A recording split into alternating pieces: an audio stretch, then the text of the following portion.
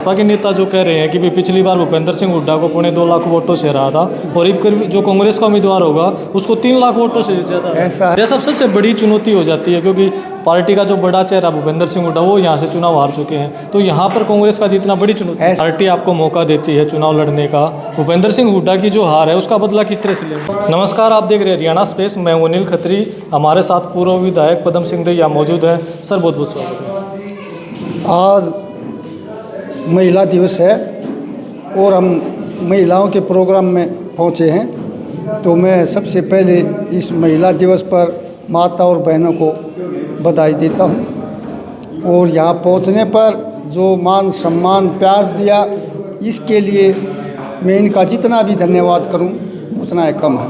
दैया साहब, लोकसभा चुनाव का जो डंका बज चुका है, कभी भी टिकट डिक्लेयर हो सकती हैं, क्या लगता है क्या सोनीपत में ऐसा चुनाव का माहौल है और सभी पार्टियों के शीर्ष नेता चुनावी मैदान में हैं और लोग इंतज़ार में हैं कि किस पार्टी के कैंडिडेट को टिकट मिली है, और हाईकमान जल्दी ही लगे हुए हैं अपनी टिकटों का बंटवारा करने में।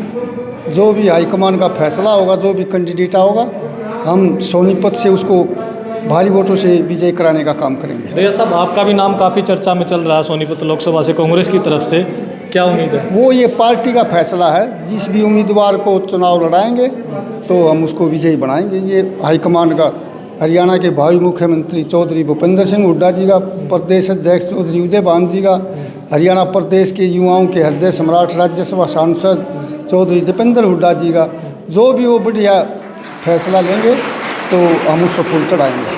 दैया साहब, जिस तरह से भाजपा के नेता जो कह रहे हैं कि भी पिछली बार भूपेंद्र सिंह हुड्डा को 2.25 लाख वोटों से हराया था और अब जो कांग्रेस का उम्मीदवार होगा उसको 3 लाख वोटों से ज़्यादा, ऐसा है।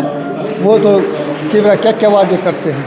उन्होंने चुनाव से पहले जो वादे किए थे, क्या वो उन्होंने पूरे किए हैं कि 100 दिन में हम विदेशों से काला धन लेकर आएंगे और प्रत्येक व्यक्ति के खाते में 15-15 लाख रुपये आएंगे।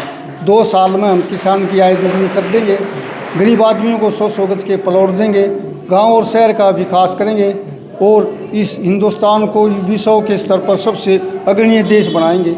आज जिनको पता चलेगा, धरातल पर 36 बिरादरी के लोग इनसे तंग आ चुके हैं और इंतज़ार कर रहे हैं कि कब चुनाव हो और इस भारतीय जनता पार्टी को देश और प्रदेश से चलता करने का काम करेंगे। अगर पार्टी आपको मौका देती है चुनाव लड़ने का, भूपेंद्र सिंह हुड्डा की जो हार है उसका बदला किस तरह से लेंगे? उसका बदला पूरी तरह से जो भी कैंडिडेट आएगा आपको उसको सबक सिखाने का काम करेंगे और सोनीपत से जो भी कैंडिडेट आएगा भारी वोटों से विजयी होगा।